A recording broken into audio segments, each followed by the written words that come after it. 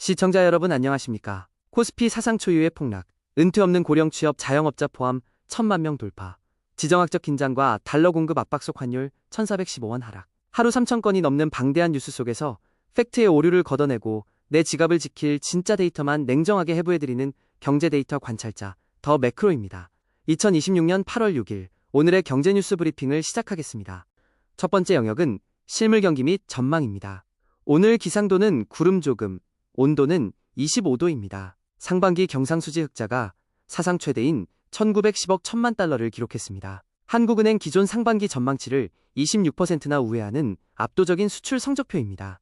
이에 JP모건을 비롯한 주요 투자은행들도 올해 한국의 성장률 전망치를 3% 중반 이상으로 높여잡고 있습니다. 여기에 동원수산의 상반기 영업이익이 33% 급증하고 실리침대가 여주에 아시아 최대 규모의 신공장을 세워 생산 면적을 2배 늘리는 등 개별 제조업의 생존도 목격됩니다. 하지만 강만수 전 장관의 지적을 뼈아프게 새겨야 합니다. 100과 0의 평균은 50이지만 0을 가진 사람에게 평균은 착시일 뿐입니다. 반도체만으로 벌어들인 달러가 국내 실물 경제로 돌지 않고 외화 투자로 유출되는 이른바 자본 불균형이 극에 달해 있습니다. 그렇다면 이 화려한 경상흑자 뒤에서 우리 지갑의 실제 지출과 소비는 어떻게 움직이고 있을까요? 다음 슬라이드에서 보겠습니다.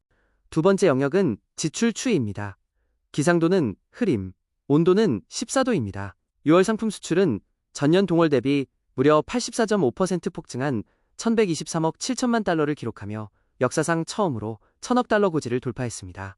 외국인 관광객들의 지출과 단할의 위챗페이 제휴 결제가 62.7% 급증하며 현대백화점의 외국인 매출도 66% 성장했습니다.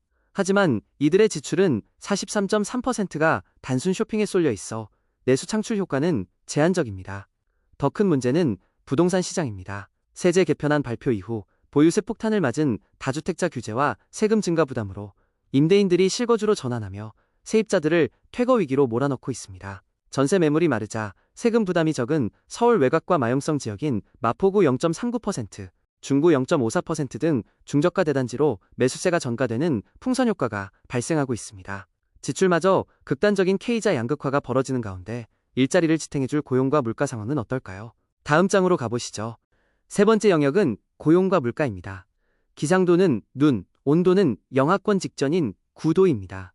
한국노동연구원이 올해 취업자 증가폭 전망치를 당초 41만 명에서 20만 1,000명으로 절반이나 깎아내렸습니다. 경상흑자가 역대 최대인데 일자리가 붕괴하는 원인은 한국 경제를 독식하는 반도체 산업의 취업 유발 개수가 1.86명에 불과해 제조업 평균인 4.85명의 절반에도 못 미치기 때문입니다.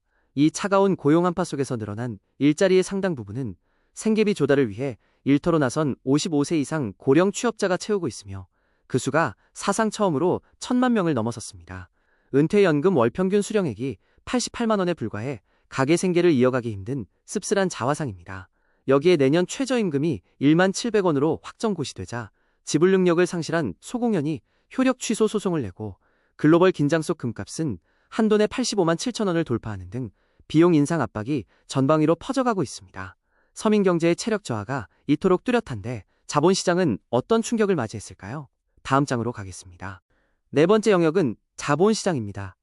기상도는 번개, 온도는 위험경보 수준인 28도입니다. 오늘 코스피는 전일 대비 4.58%, 폭락한 6,296.38로 마감하며 장중 매도 사이드카가 발동됐습니다. 삼성전자가 마이너스 6.3%, SK하이닉스가 마이너스 10.37% 폭락하며 시장을 주도했습니다. 대폭락의 원인은 개별 기업의 주주가치 훼손이었습니다. SK하이닉스가 자회사 솔라다임의 미국 IPO와 중복 상장을 추진한다는 논란이 불거지자 대주주 지배구조 악화를 경계한 외국인과 기관이 유가증권 시장에서 무려 3조 3천억 원어치의 무차별 투매 폭탄을 쏟아냈습니다. 여기에 자사주 소각 등을 명문화한 상법 개정안 통과 이후 오히려 상장사의 85% 주가가 하락하는 정책의 한계가 노출됐고 새로 도입된 대체거래소 NXT 프리마켓에서 단 11주의 주문 누락성 거래만으로 하한가가 터지는 허약한 시스템의 약점을 작정 세력들에게 간파당했습니다.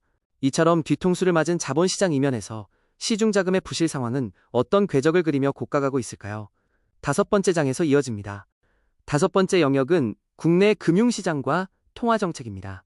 기상도는 비, 온도는 11도입니다. 거시경제의 수출 독주 속에서도 골목상권과 서민경제의 핏줄은 빠르게 식어가고 있습니다. 소상공인 및 중저신용자 대출 연체율이 2.32%로 치솟았고 대출 체력이 극도로 취약한 지방은행들의 연체율은 마의 장벽인 5% 선을 뚫고 올라갔습니다. 사태가 이렇다 보니 5대 시중은행들이 사실상 회수를 포기하고 떼인 돈으로 처리한 추정손실 부실채권 잔액이 1조 2109억 원으로 작년보다 26.6% 폭증하며 7년 만에 최대치를 경신했습니다. 상황이 심각해지자 가계대출 총량 규제 장벽을 피하기 위해 DSR 미적용 정책 금융상품인 보금자리론에만 반기 만에 연간 목표액의 67.5%에 달하는 13조 5천억 원의 서민대출 쏠림 병목이 발생했습니다. 여기에 미국 연준 내부는 인플레이션 통제를 위해 추가 인상을 외치는 카시카리 등 매파사민과 동결을 주장하는 비둘기파가 9대3으로 팽팽히 맞서 고금리의 하방 제약을 자극하고 있습니다. 다음 장에서는 요동치는 외환 유동성의 정체를 발가벗겨 보겠습니다. 여섯 번째 영역은 환율과 국제 유동성입니다. 기상도는 눈, 온도는 5도입니다. 오늘 원달러 환율이 지정학적 하이무드 속에 장중 1,415원까지 급락하며 10개월 만에 가장 높은 원화 가치를 시현했습니다. 환율 급락의 주요 유입 요인은 SK 하이닉스의 미국 ADR 발행에 따른 거대한 달러 매각 수급이 대기하기 시작한 영향입니다.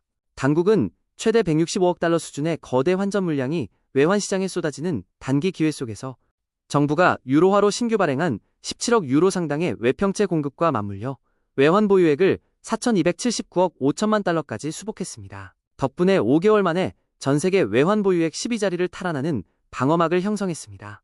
다만 미국의 스콧 베선트 재무장관이 한국의 과도한 원화 변동성을 정조준하여 공식 경고한 것은 아시아 통화의 공동 약세를 방어하는 축임과 동시에 작년 기준 564억 달러를 넘어선 대미 무역 적자를 견제하기 위해 인위적인 원화 가치 강세를 종용하는 은밀한 무역 보복 통상 압박 성격을 띠고 있습니다. 그렇다면 해외 대외 경기는 통상 마찰 속에서 어떻게 요동치고 있을까요? 7번째 장으로 가보겠습니다. 7번째 영역은 대외 경제 및 경기 상황입니다.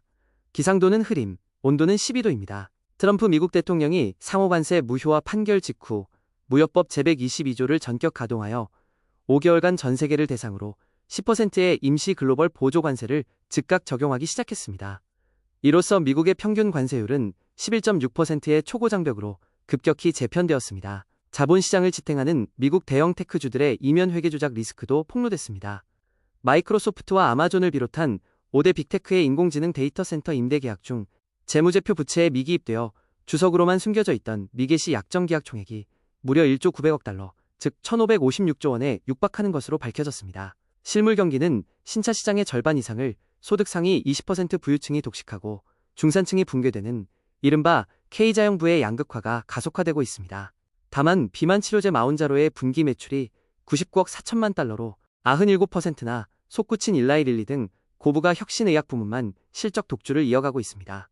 8번째 장에서는 국제금융과 각국 통화정책의 숨겨진 유착 관계를 해부해 보겠습니다. 8번째 영역은 대외 국제금융과 글로벌 통화정책입니다.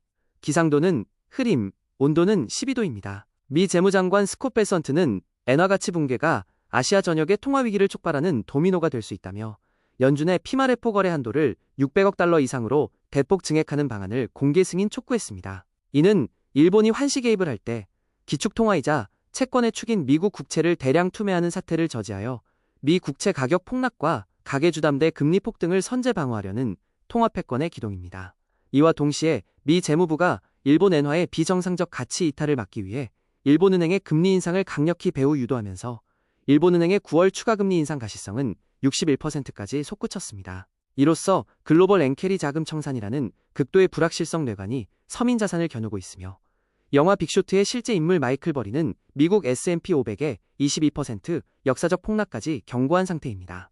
투자 심리가 얼어붙자 서민 자금은 개인 순매수 1조 원을 넘긴 미국 배당 다우존스 ETF 등으로 대거 대피 중입니다.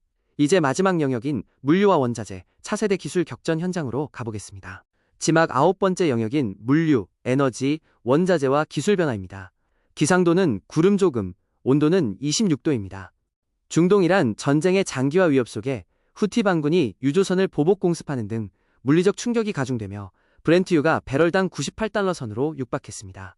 여기에 수에즈에 이어 파나마 운하마저 가뭄으로 통행 제한이 걸려 9월 유류 할증료가 26.7% 폭등했습니다. 산업 전반의 인프라 원가 부담이 가중되는 가운데 기술 패권 경쟁은 초유의 대치 국면입니다. 중국의 신흥 메모리 거인 CXMT가 애플과의 디램 가격 강세 대치를 벌이는 한편 HP와 ASUS 등 글로벌 PC 노트북에 디램 탑재를 개시하여 K반도체의 턱밑을 추격하고 나섰습니다.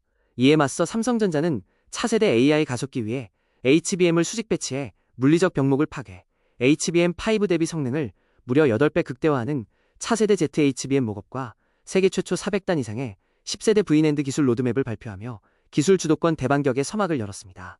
아울러 두산 퓨얼셀이 고체 산화물 연료전지 핵심인 스택을 독일에 1087억 원 수출 계약하고 HD현대가 미국 최대 조선소 인걸스에 인공지능 지능형 용접 시스템 기술 전수에 나서는 등 한국 첨단 기술의 저력이 지표의 참담함을 방어하고 있습니다. 오늘 더 매크로가 준비한 데이터 소식은 여기까지입니다. 여러분의 지갑을 안전하게 격리하고 현명한 통제력을 쥐어가실 수 있길 바라며 다음 브리핑에서 더 정밀하고 냉철한 팩트로 다시 찾아뵙겠습니다. 감사합니다.